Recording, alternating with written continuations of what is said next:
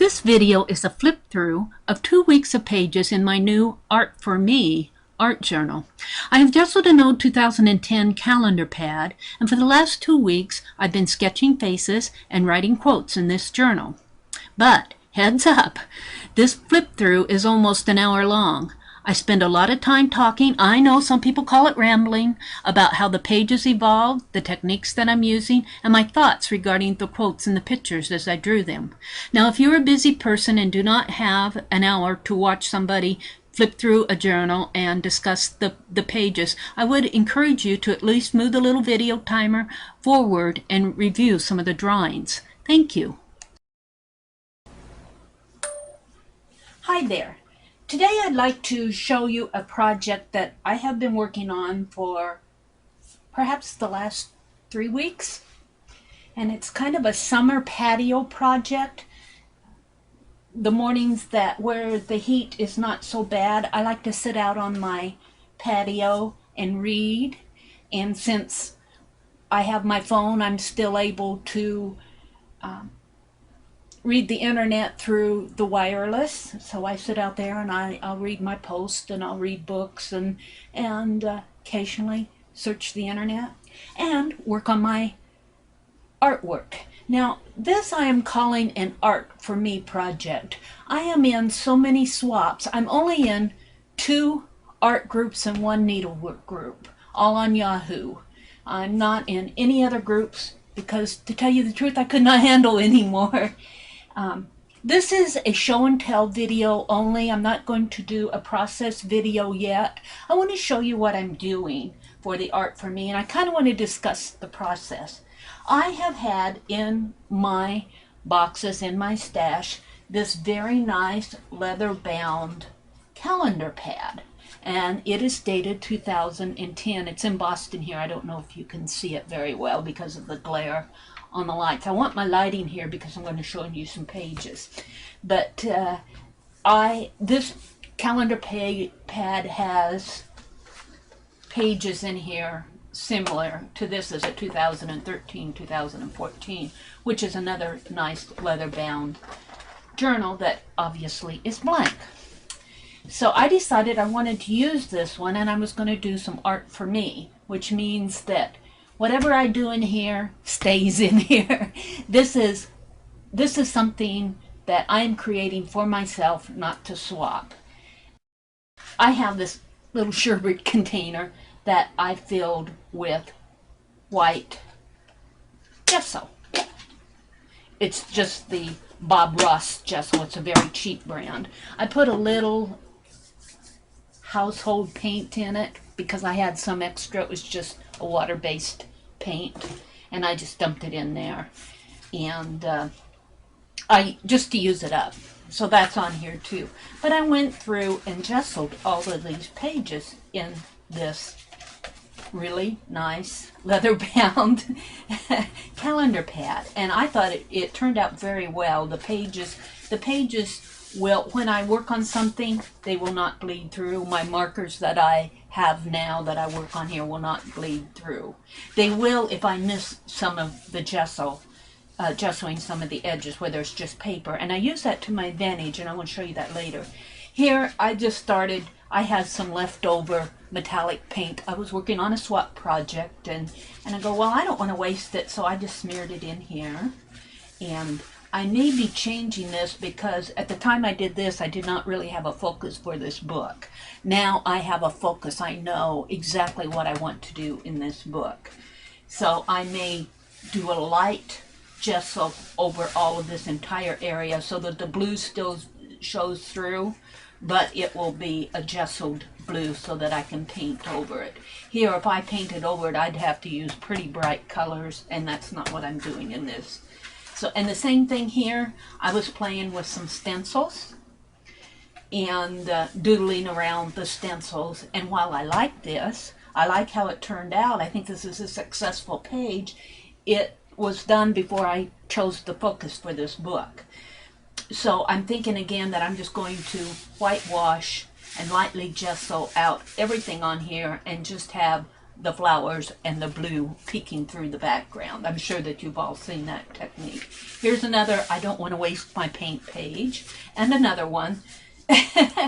So these are pages that I've just started, wasn't sure what I was going to do yet. This page was a doodle page, and I'm not quite too happy with my Zen doodles yet. I'm not a pro at it, and I thought I would practice in here. Well, that turned out not to be the focus of this book either, and I used a black Sharpie, and some of this can probably show through, but that's okay. I gessoed over everything. I don't mind the unsuccessful Zen doodles being in the background. Same thing with this page, only I did just a little bit more. Now I'm just showing you blank pages here because I want to get to where I am doing. Well, I also want to show you the back here. See, they had maps in the back of this book, which I thought was really fun. And I just did a very light gesso over this. Now what I want to show you is how, this is a page that I was going to work on today, but see how I'm using markers in this book.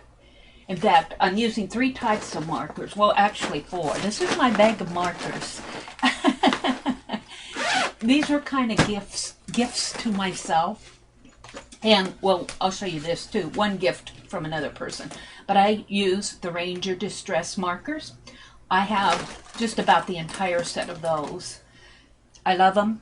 I'll show you how I use them in here. I also use these Tombow art markers. I had bought one packet, I think, that was Distress. You know, they were all the muted colors. And these are my color ranges. This is more of a pink, but it's a muted pink. And so I work in these color ranges. I work in the grays and the earth tones, the blacks, purples, grays. Although I do have everything a Ranger. I do not have their new set of specialty markers, which I probably will get, but those are more bright colors, and if I work on them, it'll be for other type of projects. I also have a little stamper thing here that I use, but I don't use, because in this book, I use this on other projects. In fact, I have 2 of them. Got them on sale. In this book, I'm signing my name on every page, and I'll show you that too.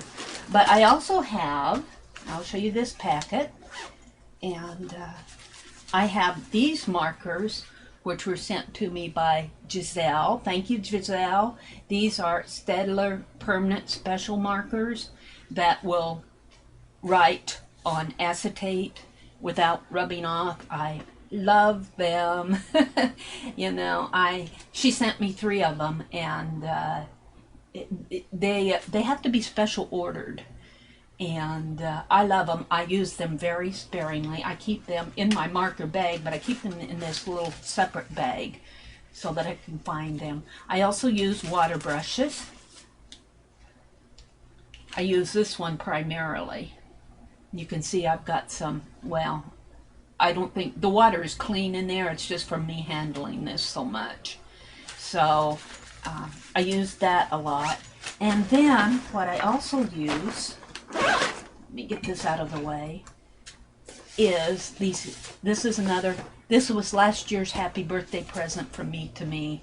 I've been wanting these forever. I love Faber-Castell Biggie markers, and I got them at Dick Blick because they were on sale, and I deserved a birthday present and something I really wanted, so I bought them. I used these very sparingly too. I always use the black because I know I can get the black retail. I can go down and, if I can't find it at Michael's, I can find it at Joann's or Hobby Lobby. These you can buy off the shelf. The red ones you can buy off the shelf, and the blue ones. Occasionally I can find the white, which I do not see in here. Isn't that interesting? Is this a white? Yeah, this is an ivory. So I wonder if I think I have a white. This is an ivory. But I will use these very sparingly in here, and I'll show that to you. So I just kind of telling you the type of markers. But if I use those they will, where I have not gessoed my page, they will soak through. And I use that to my advantage. I decide whether I'm going to put the quote here or the face here, the quote here and the face there. And it depends on the picture I'm doing. Usually I'll put my face, I'm doing faces in this book, on the page that has the least ink soaking through from the other page, because I want a clear image to work on. But what I'm getting at is if you do not gesso your pages thick, you will run into this type of thing, which can be worked as to your advantage, but it can also destroy something that you may have a big blotch right on the nose or something. So you have to kind of work around that. Now I'm going to start from the back of this book that I'm working in, because I feel like my focus has been established. When I say the back, I mean the last page that I did. My focus has been established, and I know what I'm doing. I know what I want to do on the rest of these pages. I'm going to make them all the same. I was going to not show this to you until the book was completely done, but I was working on my pages this morning. I thought, I think I'm going to do something in August. Probably cannot wait till August. I will probably start it out there sometime later today in the creative art journaling group that I'm a part of. I haven't mentioned this to the owner Giselle yet. Actually, we're part owners of that group. Anybody's welcome to join. I'll put a link in the description below. We do ask that there'll be no lurking. We give new people time to lurk, but we want participation in our group. We don't want people just coming in and sitting around and watching everybody else. But that's a whole nother topic. I'll move on. So here is the page that I worked on today. Now, as you can see here, see where my page did not get covered with gesso? Well, I actually used that to my advantage on this page because I wanted it to be to me, this is a very action page. It almost looks like the wind is blowing across his face. And I'm not going to tell you who this is. Well, I guess I will tell you who this is. I'm going to tell you where I get these faces. But this entire book is going to be done in faces and portraits. I'm not a portrait artist. I do not mean these to look exactly like the person, and I work off of photographs off of the internet. I get these, I go to the Wiki Commons, and I'll put a link to that too, where the pages, the pictures that are up there in the Wiki Commons, you kind of have to read the little description on each photograph, but most of them are put out there to be in the public domain. People, if you read it and if you credit them, which I feel like I'm doing in this video, if you credit them, you can use the picture. So I go out there and I find somebody a picture that I want to work on for that particular day, and in this particular instance, it was Booker T. Washington, and the quote was, "I will permit no man to narrow and denigrate my soul by making me hate him." I want to work on my handwriting, which is another reason why I chose to do quotes and faces. However, I'm not working on my handwriting trying to make it look, I'm not doing calligraphy. I'm just practicing writing quotes on pages. And you can see in here I wrote in here a little bit of the biography of Booker T. Washington, which I also got off of Wiki. So I like the eyes of a person. I dwell, you'll see in all of these pages, I dwell on the eyes. I'm still working on the noses. I think I'm getting better with my noses. I'm still working on my ears. Drawing an ear. It's just I do not grid out the portrait. I know that you can grid things out and make it look very realistic. To me, these are sketches. Most of the time when I do these, I do them under a half an hour. I do not spend 3 hours, 4 hours, 5 hours doing these. This is just something that I want to work on as I'm sitting out on my patio. Or maybe sometimes I do not always sit out in the patio and watching TV. So I'm going to do just a really, I know I've spent a lot of time talking about this whole setup, but I want to review with you and show you some of the pages that I've done. So I'm going to flip back to the next one. This person, and here's another thing about going to Wiki and finding these quotes, is how neat it is. Some of these people, you know, you learn new people by, I look at this quote, I love myself when I'm laughing. And I'm going, what a neat quote. Well, then when I looked at her photograph, I'm going, you know, really, I did not know this person. I mean, I did not know her, but I did not know about her either. And I like her hat. I like her eyes. I'm working on open mouths. Sometimes drawing the teeth. Sometimes to me look like I'm drawing a jack-o'-lantern and not a person. But I think I did fairly well here. And I did these in my distress markers is what I primarily start my page out. And I primarily start with the eyes and the nose and maybe get a sense of where the head will be and how this will work on the page. And then I'll start coloring it in and then start working in the background, bring the background from here over to this page so I have a place for the quote. And as I work with it, and then as I get the image like I want it, and then I break out my Faber-Castells and choose a color and just kind of edge the entire page. And I think this rose color, well, not only did I write the quote in the rose color, which goes with her top, but and the black kind of goes with the hat, but I did the whole entire page in that kind of a rose color, and it just makes everything pop to me. I don't know how much can you see this, how much you can see of it, and I don't know, you may be seeing this backwards from how I'm seeing it. It's kind of hard to tell. I'll know when I review the video. So I was happy with how this page turned out, and here I'm signing it. I put the bio information on the page, and then I sign it and date it because I want to know, well, also I want to know that I sketched it, but I also want to know, so look at, see, I need to put fixative on these pages. I haven't put fixative. You need to spray, if you work in markers, and especially if you work in markers over a gesso page, you need to spray a fixative on it. Otherwise, you'll end up with smearing and rubbing the pages over time. I've done a lot of fixative. I take it outside because I'm working on the patio and it keeps the mosquitoes away. The fixative, I think those mosquitoes know that fixative is bad for them, because if I take my book and put it over toward the edge of the patio and spray my fixative, it sends all the mosquitoes flying, and I can sit out there and I should probably not sit out there, huh? If the mosquitoes fly away, but I think as long as you have a lot of ventilation, you're going to be okay.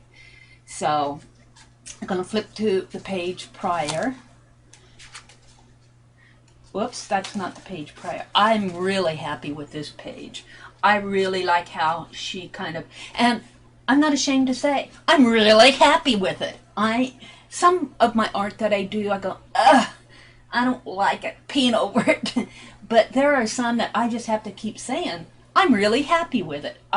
This is fun. This float, well, you say it, the phrase float my boat.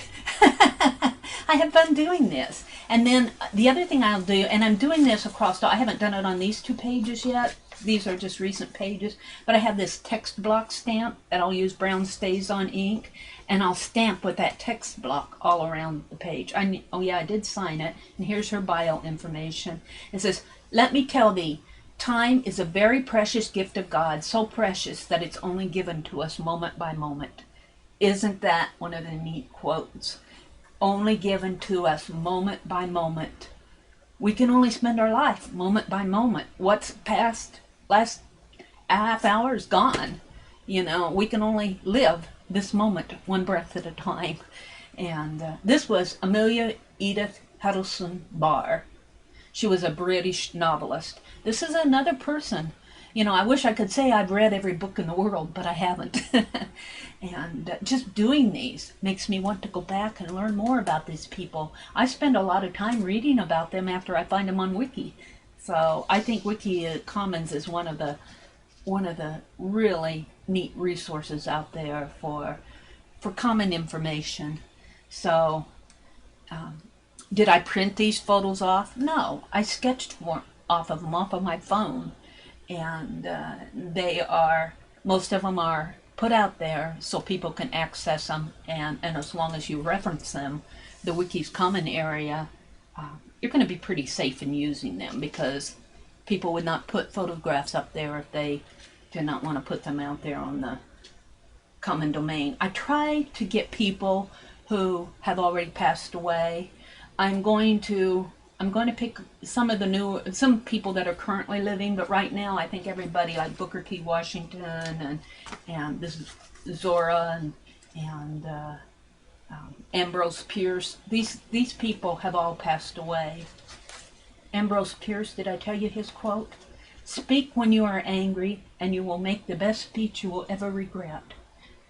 I wish I could say I have no regrets, but there's a lot of truth behind this, because I have spoken a lot of times when I wish I could have taken back my words. But once, it's kind of like that moment. Once that word is past your mouth, it's out there. So it may be the best speech you will ever regret, or it may not be. So, but yeah, I say it again, I'm really happy with this page. I like the subtlety of it. This is a muted but yet a very happy page. The colors here are muted, and I was able to bring in some of the pinkish colors into her face. And I'm happy with, I do not do eyeglasses that well, but she is wearing these round spectacles. And, to me, this page was a very successful page. It's probably one of the better ones that I've done. This one was Henry David Thoreau. If one advances confidently in the direction of his dreams and endeavors to live the life he has imagined. Tim Holtz used to use that phrase, live the life you imagined. And one day I was reading quotes, and I saw it, live the life you imagined, and I'm going, I know where Tim Holtz got that. So it was from Thoreau. He will meet with success in unexpected common hours. And here I was playing with doing a man's beard. I think I got his chin well, the square of the face. This is just a function of the page itself. And here again, I've edged it in black and stamped with it. This stamping with the text around the edge of the page will be a common thing that I will do throughout the entire book to pull it together. The fact that I'm doing quotes on one page, a face on the other, I'm doing the edging around the border, I'm stamping around the border. These are common elements that I'm doing in this book to pull it all together. So that's something I think about every day that I go out to Wiki and pull a quote. So let me go back one. Now as I file back, you may see that my images, well, they may be good or they may not be as good. This one I felt like was successful. Here again, what I like on this page is I use that water brush. Let me pull it out here. I know I showed it to you, but I'm going to show it to you again. I do not mean to bore you, but hey, I want to show you this. In fact, there's two things I want to show you on this page. Water brush, when it's filled with water and when I have a lot of ink. And I had a lot of distress ink on his beard. It was a gray color. And I took my water brush and just went through that with strokes. And you can actually see the strokes of his beard that I created with the water brush. I was very happy how that turned out. Now the other thing that I did with the water brush is I was watching Giselle Grenier's, and I'll put a link to her YouTube channel. She does a lot of fascinating teaching videos, and let me tell you, I've learned a lot from her. Thank you, Giselle. I was watching one of her pages. I think she was doing a card of Paris, And ooh, now see this has not been, I got it wet there. This has not been, I do not have fixative on this page yet. But Giselle was doing a page of Paris, and she was using watercolors on the background of that page. And of course she had her book like this, and I did that same technique here before I put my quote on there, and I used my water brush. I'm not going to do it here because I'll mess it all up because I don't have fixative on it. But, you know, she squeezed the water in there, and then she did the dripping thing with the watercolor. And I did that same thing on the background here to kind of create the essence of an old writing on an old page. Well, my writing, but the essence of an old book here. So I've started using this technique, same technique, to do my quotes. Some of them are very easy to see. I feel like this one is very easy to see. Some of them, like this one, I guess I skipped that page, didn't I? See, I did it here, but it's more subtle. I think I did it in here, but again, it's very subtle. But on this page, it's marked. You know, you can see where that drippage formed those very interesting techniques by filling my water brush and, you know, getting a lot of, I use the distress markers, a lot of distress marker here. And before I even had the quote on the page, I always use the brush end. I do not use the fine end of my markers yet that much. I'm happy that they're there. I'll probably want them sometime, but for now, that's just something I have yet to explore. Probably, if I use the fine, I'll probably use it for detail in the faces. But here, after I get all, you know, the ink, I'll just go out there and really, now, and you can see here too, where right in there, in that corner, and maybe if I hold it up a little closer, there was no gesso on this corner here. When I gessoed this page, well, it did not get on the corner of this page, and it made a very interesting mark on there when I came back in with my water brush and the Faber-Castell marker. So those are just some of the things that I'm playing with, some techniques that I'm playing with as I do these pages. Let me go back to this one because I don't think that... Here's an interesting one on giving advice. Do you ever want to give advice to people who give you advice? Especially if you did not ask for it? Don't get me started. Let me just read the quote. The true secret of giving advice is after you have honestly given it to be perfectly indifferent whether or not it is taken, and never persist in trying to set people right. To never persist in trying to set people right. This lady was Hannah Whitehall Smith. She knew what she was talking about. I'm not an advice giver. I'm a suggestion maker. I will give advice if people ask me. If they say, well, what do you think about this? And usually it's my close friends who ask me. And I'll tell them what I think. And then if they come back, and I went through a recent scenario with this with a close friend, not even an art friend. And, you know, during the course of our conversation, she didn't agree with me. And I knew she didn't agree with me. But I didn't persist in trying to set her right. You know, it's her decision, it's her life, she's got to work it out. And sometimes people, even when they ask you for advice, are hashing it out in their head. They're bouncing something off of you. They're trying to pull ideas, and they're trying to get different perspectives, and they're saying, okay, if I do this, what will happen? If I do this, what will happen? Well, Mary, what do you think? Am I missing an if I do in here? And if I say, well, I think you should do this, and she's still looking at this and say, well, I don't know, I kind of like it up here. You don't sit down there and persist and say, I'm going to set you right by making you do what I think you should do. Let them choose. And in this recent scenario with my friend, I just ended up saying to this person, it's your choice. You have to do what your head is telling you to do, because that's all they're going to be happy with in the long run if they made the decision, you know. So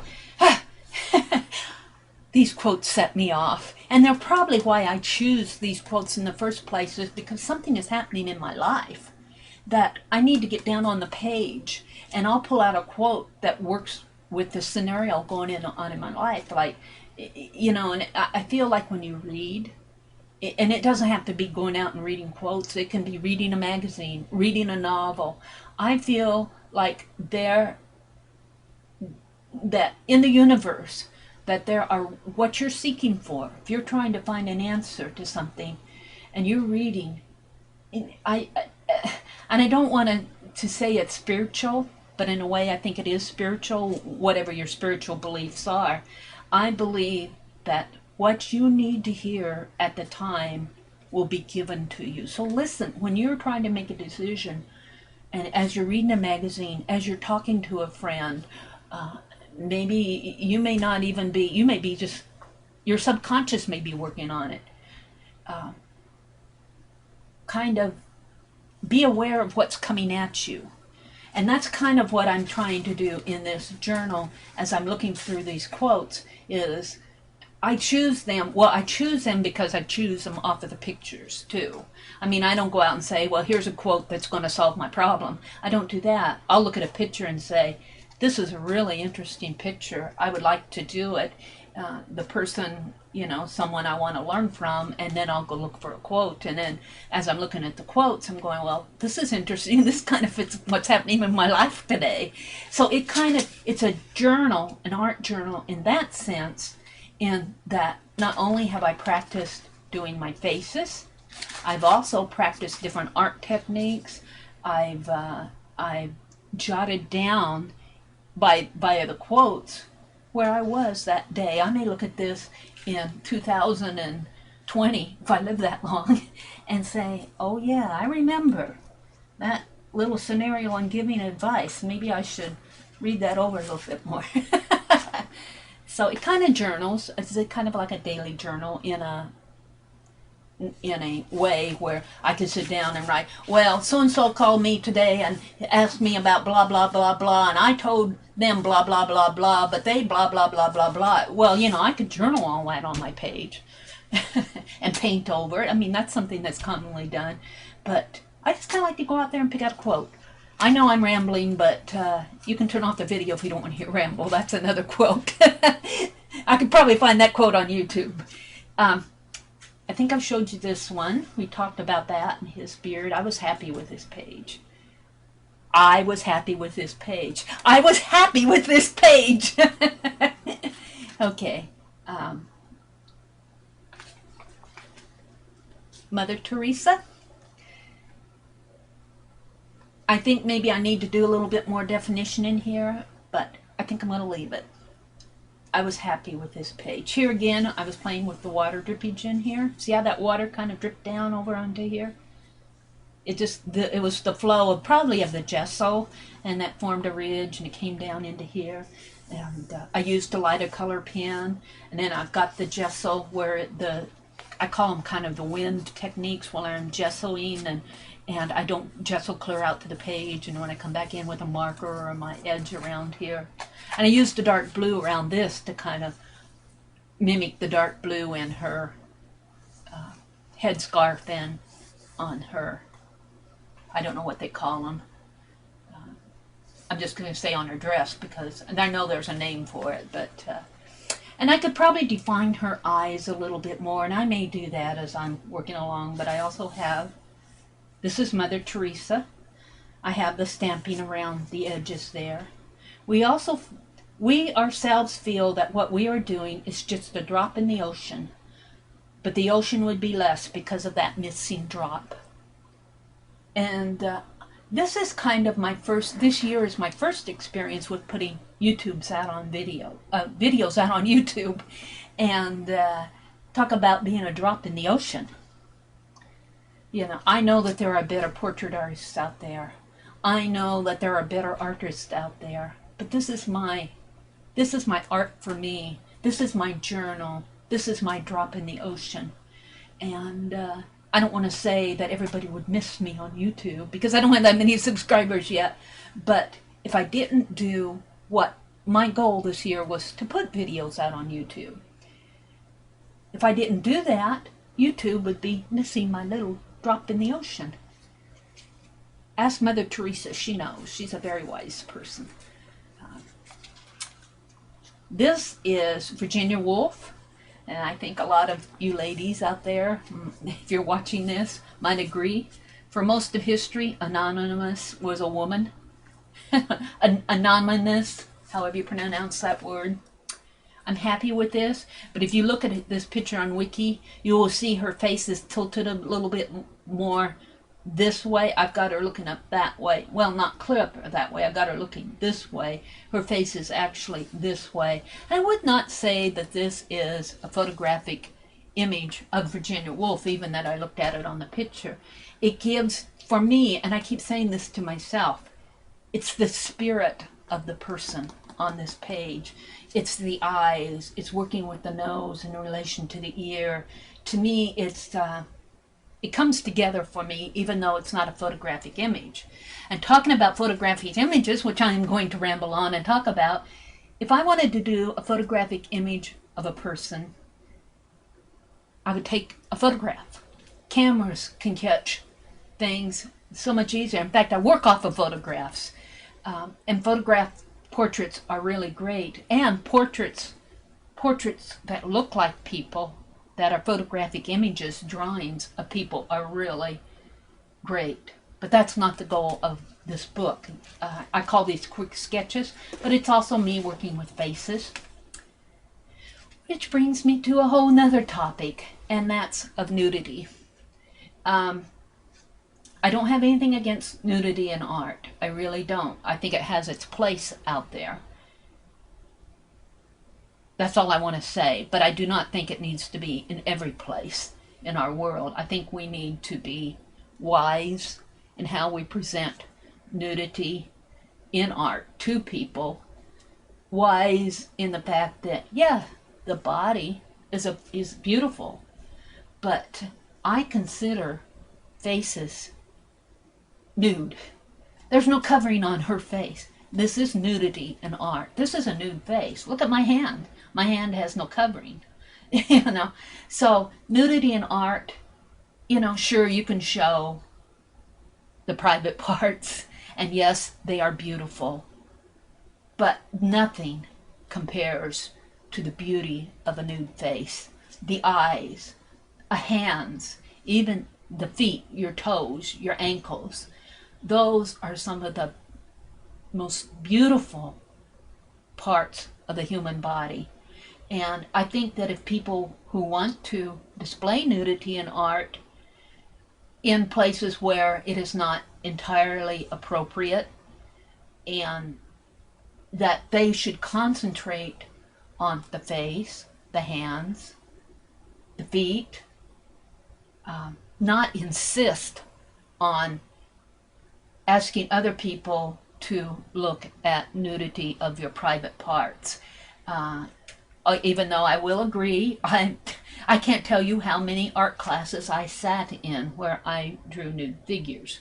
I will agree that they are beautiful, but I think they have a place, and they have a place where they should not be. So I consider my faces nudity in art. Well, she's got her head covered. But honestly, can you not tell me that these faces are not expressive? That there's something that is beautiful about them? So think about that when you get into a discussion, which if you're in art very long, or around especially art majors or people who consider them artists, and that think about that. Okay? That's another little, this is a ramble video, but these are my thoughts. These are my thoughts as I do these pages. I want to share them with you. If you're tired of listening, I'm not going to edit out this tape. If you're tired of listening, you're welcome to click it off. go do whatever else you have to do in your life. I'm not here to make you listen to me. I'm here to share with you. I'm inviting you into a very private part of my life. Private part meaning something that I normally, when I go out and sketch or when I work in my studio, I normally do not open the doors and say, come on in, you know. So, and that's what I'm doing on YouTube. I'm saying, this is what I do. It's not perfect, but this is where I'm at in my artistic career, so to speak. It's not a career, it's my artistic life. This is what I'm working on. This is what I'm having fun with. This is what I'm doing with my art journaling. This is what I'm learning. So let's go to this one. This one I really like too. Now this is getting more back to my earlier pages. And this was where, and you can see I have typewriters around here. I chose the typewriter stamp because it was Walt Whitman, and he was, of course, was an author. And I love the hats. I love the hats on women. I love the hats on men. I think, you know, we're a hatless society culture today. Well, not really, because you will see baseball caps and straw hats on ladies out in the garden. And I suppose if you go to the beach, you'll see a lot of hats. But you don't see people wearing hats to work these days. A couple people will. A couple men will. I've seen men wear hats to work. But it's more of a statement than a cultural moire, so to speak. But here I worked with his face. I was working with the beard. But I do not have the definition in his beard that I did over here on Mr. Tennyson's. This was Alfred Lord Tennyson. This is Walt Whitman. And of course, hey, you know, after my big ramble about nudity in the faces, look what Walt Whitman says. In the faces of men and women, I see God. How cool. What an interesting quote. Of course, I knew about Walt Whitman before. I learned about him growing up in high school, but we need to listen to these people more. We need to go out and read their thoughts, read their literature. I'm a reader. I kind of put it down when I got into my art and I got into the needle crafts, and of course I have to work and make a living and I have to clean the house and all of that. So I don't get to read as much as I'd like to, but just doing these faces and reading these quotes and doing this journal makes me want to go out and pick up one of Whitman's essays or something that he wrote and read it clear through from word to word, and then you'd really hear me ramble. Okay, let's see what's on the next page. I'm pretty happy with this page too. I'm happy with this page. I am happy with this page. I'm happy with this page. I'm happy with this page. But look through here. See, my gesso was not. Can you see this line here? What do you think that is? That was a hat. And it was a hat. I gessoed over this page, but I obviously did not gesso thick because I had painted a picture of Pearl West Buck. And she was wearing a hat. Her hat's still showing through here. But I like the marks. I mean, I know what it is. Somebody else looking at this page probably would not know what those lines were. In essence, Mr. Dickens is standing in front of Pearl S. Buck. I painted over her face. I wasn't happy with it. But I'm happy with this page. Here again, it's one of my earlier pages when I started this, and here I did clocks because he was talking about time, so I picked out a stopwatch and put it in the corners. I have the stamping around there. It was the best of times. It was the worst of times. How often do we hear that, especially in today's world? But here again, the beard, although I'm happy with how I did his face and everything. If you go out and look at this photograph, you might say, doesn't look a thing like him. All right, but it was my attempt at the time. I'm happy with it. I think it brings the spirit of the face, brings out the quote. And then my journaling here is not personal journaling. I put a little of their bio information in there. Because I'm sure 10 years from now I want to read about who was this, you know. Now the next page I'm going to show you is the very first page that I did. I'm happy with it, but I'm not happy with it. I'm not happy with it. I'm not happy with it. It's Pearl S. Buck. It's a pencil drawing. It's not done in this style that I've been doing with all these other pages. It's done in a different style. These have been done in markers and using my water brush. And I'm using that same style throughout this entire book. Well, when I first started, I saw a quote by Pearl S. Buck, and I found her picture on Wiki, and I wanted to sketch it. So I sketched it, but then, and I thought, well, I'm going to do more. So as I did more, I developed the style. Just to thumb through these. What fun this has been. But, okay, now I'm going to flip through and show you Pearl S. Buck, which I'm not happy with. Well, I'm happy with it, but I'm not. It's a pencil drawing. Any shading, any tonal values, because it's graphite, I could not use my water brush to do the same things that I've done on these other pages. Using your water brush really mutes out these pages. Well, I couldn't do that here. Now, I'm happy with her eyes. She does not look. What I'm not unhappy with, what makes me unhappy with this is I think I can do better. I like the drawing. I don't think it's a bad drawing. In here, well, in fact, I had started her on this page, and that's why you see this hat. See, here's Pearl S. Buck's hat, and you have that same lines in here. I struggled with doing this several times. I'm going to do this one again. I'm going to do Pearl S. Buck again with another quote. I love the quote. I don't wait for moods. I don't wait for them either. I just get into them. You can accomplish nothing if you do that. Your mind must know it has got to get down to earth. And what she's saying to me is, I don't wait until I'm in the mood to do something. She's saying, if you wait until you're in the mood to do it, you might as well get down to earth and start working on it, and then you'll get in the mood. I think that's what she's saying. In here, I did not do the literary quotes. I used a Flourishes stamp that I have. So I left this page because it was my first page. This is what got me started doing this entire journal.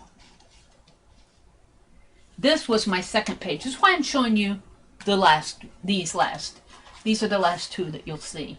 But I wanted you to see the progression from where I am today back toward, the other pages that I did, toward where I started, and how I learned as I went through these 1, 2, 3, 4, 5, 6, 7, 8, I'm sorry if I'm boring you, 9, 10, 11, 12. This is back 13 days, which is about 2 weeks that I've been working on this. It took me 2 weeks to come from this style to this style. And in the meantime, I developed my techniques, working around the edges. I still have to putting the stamp. I'm happy with this page. Putting my stamps around there, choosing my colors. I let her fade into the background. I use the water brush. I work on the eyes and the nose. Here, I pretty much did a pencil sketch. And in fact, I did this on copier paper. And I cut it out. You can't see it, but this is not a gessoed page of the book. This is done on regular photocopy paper that I had, because I couldn't get a sense. I struggled. I bet I started this portrait of her when I first started 3 or 4 times. I couldn't get a sense of how it fit on the page. And so finally I did it on a piece of photocopy paper and said, okay, if I mess it up, I'll just throw it away and start another one. Well, this one I liked, and I liked it enough to fussy cut it, and then I used matte medium, put it on the page. And what I do like about this page is I like how this paint, craft paint, this is just regular. This is a coral craft. I love this color. Some people call it pink. I call it coral. It's a little bit more of a light coral than what I like. I like a little bit more of a red, dark coral, but I like how it swooshes down in here. So that part about the page I like, and I love the quote, and then I put her bio information there. I left it there to show the progression from the beginning to the end. This is the second page I did. I'm sort of happy with it. It was a quick sketch. This is Albert Einstein. And if you go out to Wiki, you'll see a picture that looks something like this, but I did not use my water brush to shade, and of course this is acrylic, this is a light blue acrylic paint, and here I started getting the little blue blotches into the face to kind of get it some depth. I had a stencil because it was about time. The only reason for time is so that everything doesn't happen at once. In fact, and I had posted that on one of my art groups, that how many things do you think happen at one time? So even though he had that quote, I think he meant we can't do everything at once. We can do a lot of things at once. My heart is beating while I'm talking. That happens at once. But he's got a point. Not everything happens at once. So that's why we have time. That's his quote. It's something to think about. But when you stop and think about it, there are a lot of things that happen at one time. While I'm talking here, somebody else on the other side of the world is doing something, and we're doing it in the exact same moment of time, even though their time may be measured differently than ours. How am I getting off on this? Albert Einstein and I could have a nice conversation, couldn't we? That's why you read. You have conversations with great minds. But this was a sketch. This was just a quick sketch. I wanted to get the essence of the face. I'm going to do this one over again too. This was my first one. This was my second one. I have vastly changed my technique from these others to where I'm much happier with these. And I'm going to do this one over again too. It sort of looks like him. It's Albert Einstein in his younger days. This would be like if you sat down in a restaurant and or let's say you attended a lecture by Albert Einstein.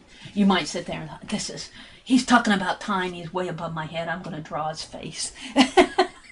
This would be something I would do in class, which I probably have done. So that's my second one ever, and that's the end of where I am.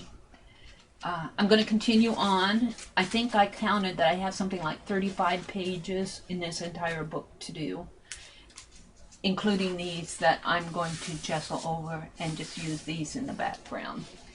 So that's what I wanted to show you today. And I also wanted to say, hey, I was so happy with this, sat in my art stash for 3 years. I had to run over to Barnes & Noble and see if this is the month of July. I had to see if maybe there were some on 70% off. These are nice books. Look, they're bound nice. They've got leather journal, the covers, they are nice. Blank pages. I'm going to gesso these. I got 2 of them, 70% off. The original price here was $19.95. Well, you can round that off to $20 and some. At 70% off, I think I paid $5 a piece for these books. I got all these pages. I don't know if I'm going to do portraits in this other one like I am here. I may work on hands. Can you imagine an entire book? And there are a lot more pages in this book. Can you imagine an entire book of hands like this? I can, I'm having fun doing an entire book of faces. Think about doing an entire book of hands, an entire book of ears. It may bore you, but I find that fascinating. I've got 2 of these. I don't know when I'm going to get to gessoing them, but I will. So I hope you've enjoyed looking at my Art for Me journal. This is what I'm calling my 2013 Art for Me journal, even though it's 2010. I've got around to it in 2013. I'm going to document in here about the purpose of this journal and how it evolved, something like what I'm telling you here. I may even make a CD and a little SD card. Probably do both. Attach it in the back of here, put it in there. Maybe this book will survive past my lifetime. Who knows? I think I chattered too much. My camera will, I'm using a phone camera, it will, once it reaches almost 4 gig on my video, it will snap off on me, even though I have a lot of cards there. It's saying, you've talked for 4 gigs. 4 gigs of chatter. But what I was saying was I'm going to be doing a lot more of these. So I hope you've enjoyed these. And once I get this entire book done, I'll be doing another video. And for my friends in creative art journaling, if you've listened this far, I have something planned for you.